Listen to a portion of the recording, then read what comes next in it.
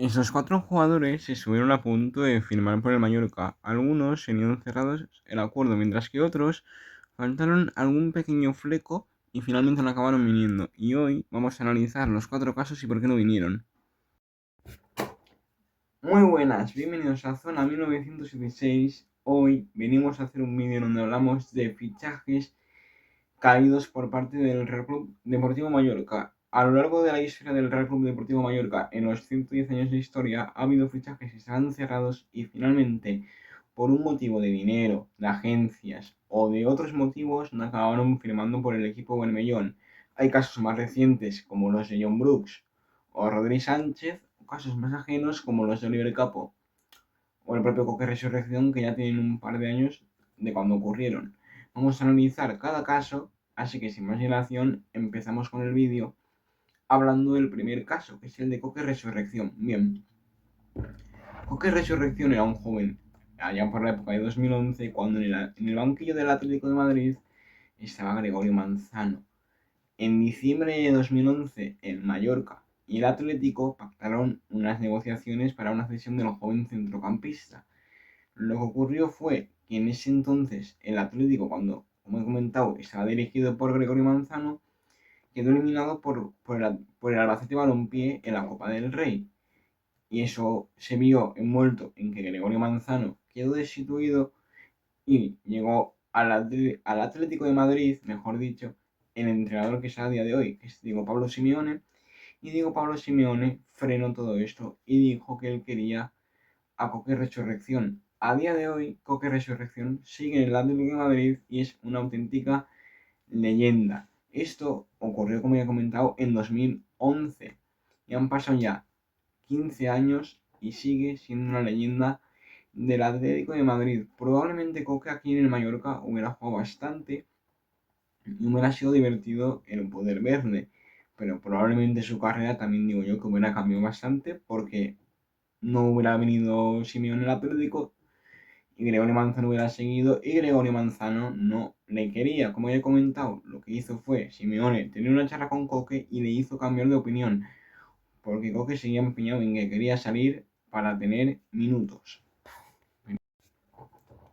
Vamos a ir con el segundo caso, que ese tiene tela y este es más reciente. Yo creo que todos lo recordamos mucho porque nos dio mucha rabia el no ver a Rodri Sánchez con la camiseta del Mallorca, y es que se va cerrado como tal. Incluso había una opción de compra obligatoria en caso de permanencia por parte de del Mallorca hacia el Betis para adquirir el 100% de Rodri Sánchez de 6 millones de euros, según medios, que luego por aquí pondré capturas de las noticias. ¿Y qué ocurrió? Bien, el Betis en aquella época atravesaba unos problemas de lo de las inscripciones, de lo de las reglas estas de 1-1, y bueno, ocurrió que Pellegrini estaban en peleas de conference y Pellegrini quería contar aún con él, como que aún no lo veía claro de que saliera y tal, y decidió bloquear la operación rápidamente. El Mallorca se vio envuelto en una crisis porque estuvo como una semana esperando el Mallorca a que Pellegrini diera el ok, y eso ya estábamos en un 22-24 de agosto, claro, el mercado corría y el Mallorca tuvo esa misma semana que reforzar 3 puestos. Reforzó con 3 comodines de bandas, vamos a llamarlo así. Con Robert Navarro, con Chiquiño y con Valery Fernández. Finalmente, ninguna de esas operaciones salió bien. Robert Navarro un poco al principio, Chiquiño y Valery insuficientes porque no contaban ni con Yagoba con ellos al final. Al final Rodri Sánchez, ¿qué hubiera deparado? Probablemente no hubiera venido Chiquiño ni Valery, pese a que Valery lo trajeron en comillas, vamos a decirlo, para que fuera también lateral, no hubiera venido y hubieran venido Navarro y Rodri, bajo mi opinión. Y probablemente el equipo no hubiera sufrido tanto como sufrió con las bandas de aquella época, que estaba jugando a veces Arderca y la banda, Casano tuvo mucha lesión, incluso algún partido de los del inicio veíamos a Marc Domenac caído en banda. Entonces, bueno, Rodri Sánchez en ese momento a mí me hubiera encantado verle jugar, pero a día de hoy es un jugador que ya está en Qatar y siendo muy joven para mí es un desperdicio, pero bueno, eso es una opinión mía y no me voy a entrar en valorar más. vamos a hablar del tercer caso, el penúltimo. Ese es más antiguo, es 2004, cuando el Mallorca tenía apalabrada, vamos a decir, la llegada de Oliver Capo. Y lo cerró en enero porque era un jugador que en junio finalizaba contrato y el Mallorca en aquel entonces, un año después de ganar la final de Copa, se movió y dijo: vamos a cerrar a Oliver Capo, que pintaba muy bien el jugador francés. Nació en Cossa de Marfil porque debutó con la selección francesa y todo en 2 amistosos. Pero finalmente, ¿qué ocurrió?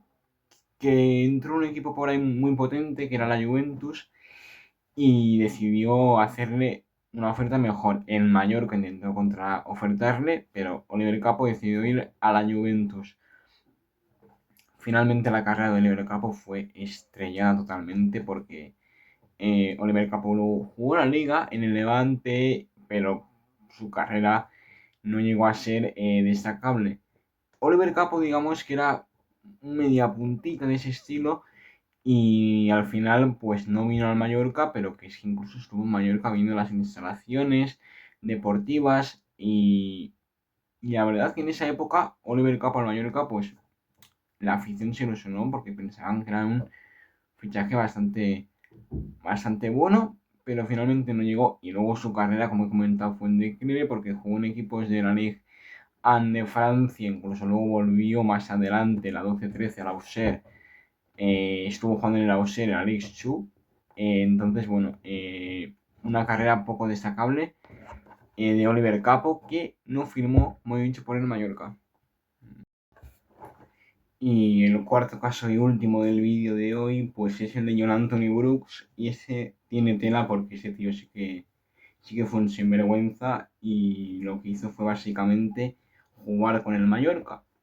Era el verano de 2022, campaña 22-23. En aquel entonces Javier Aguirre, el entrenador, ya sabemos que Aguirre, usando esa línea de 5 que usaba, quería centrales y pidió un central más. El club, yo creo que con la poca maniobra que podía tener, Pablo Roteles, en aquel entonces director deportivo, el que sigue a día de hoy también, buscó un central. Encontró el central que él pensaba que era idóneo, que era John Anthony Brooks, más conocido como John Brooks, central estadounidense, casi 2 metros, una planta enorme, y era un central que encajaba muy bien en el Mallorca. ¿Qué se hizo? Se le llama tal y él dice el ok. Y bueno, pasa el reconocimiento médico y todo. O sea, tenía todo pactado, pero él iba dando largas. Él tenía por ello creo que alguna otra oferta, pero no lo dijo. Y da largas, el club ya se enfada. Entonces, el 30 de agosto, por ahí, eh, se dice que nada, que John Anthony Brooks no viene. Firmó luego por el Benfica, y si hablo de memoria, en el Benfica estuvo 4 meses, porque luego fue al Hoffenheim. Alemán. ¿Quién vino en ese entonces a la defensa del Mallorca? Matilla Nastasic. Vino procedente de la Fiorentina. Nastasic, en aquella época cuando se le firma, yo creo que tenía 29 años.